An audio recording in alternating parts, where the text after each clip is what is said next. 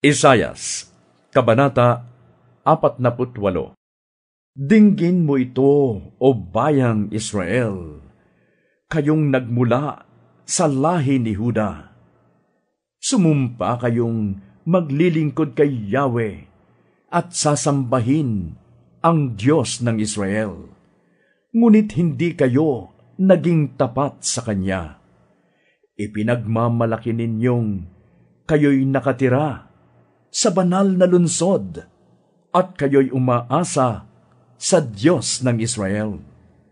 Ang pangalan niya ay Yahweh na makapangyarihan sa lahat.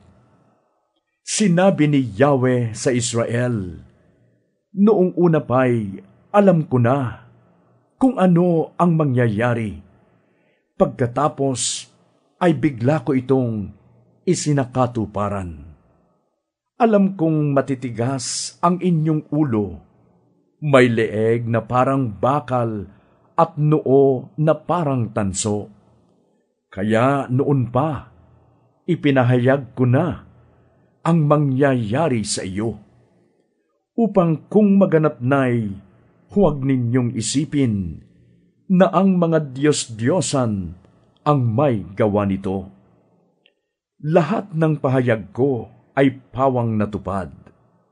Inyo nang kilalanin ang katotohanan nito. Ngayoy may ihahayag akong bago, mga bagay na hindi ko inihayag noon. Ngayon ko pa lamang ito gagawin. Wala pang pangyayaring katulad nito noon, para hindi ninyo masabing ito'y alam na ninyo.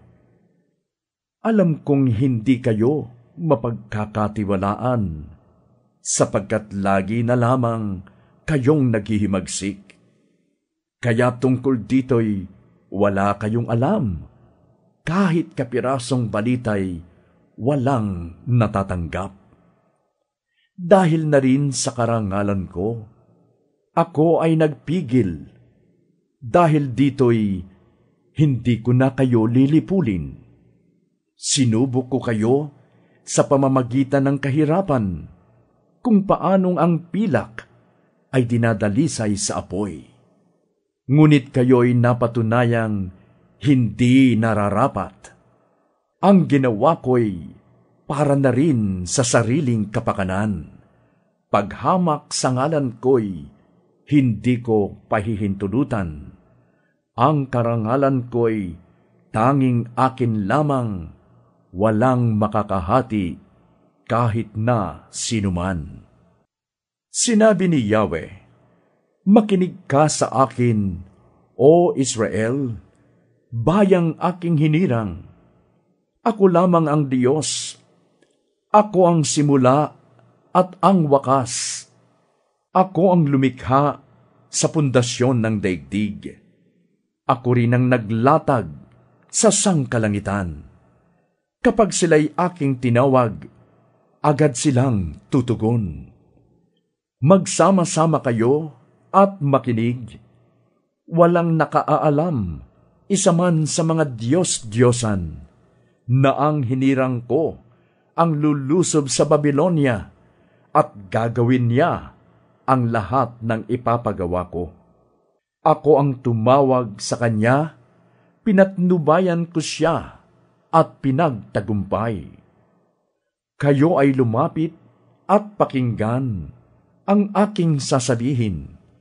Sa mulat-mula pa'y hayagan ako kung magsalita, at ang sabihin ko'y aking ginagawa.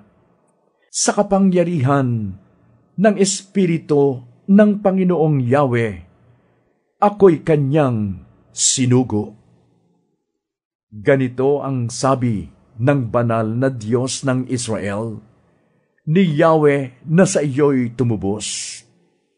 Ako ang iyong Diyos na si Yahweh. Tuturuan kita para sa iyong kabutihan. Papatnubayan kita sa daan na dapat mong lakaran. Kung sinusunod mo lang ang aking mga utos, pagpapala sana'y dadaloy sa iyo. Parang ilog na hindi natutuyo ang agos. Tagumpay mo sana ay sunod-sunod, parang along gumugulong sa dalampasigan. Ang iyong lahi ay magiging sindami sana ng buhangin sa dagat, at tinitiyak kong hindi sila mapapahamak. Lisanin ninyo ang Babilonia, takasan ninyo ang Kaldea, buong galak na inyong ihayag sa lahat ng lugar na iniligtas ni Yahweh ang lingkod niyang si Israel. Nang patnubayan ni Yahweh ang bayang Israel sa pagtawid sa malawak at mainit na disyerto, hindi ito nauhaw, bahagyaman, sapagkat binutas niya ang isang malaking bato, at ang tubig ay bumukal. Ang sabi ni Yahweh, walang kapayapaan ang mga makasalanan.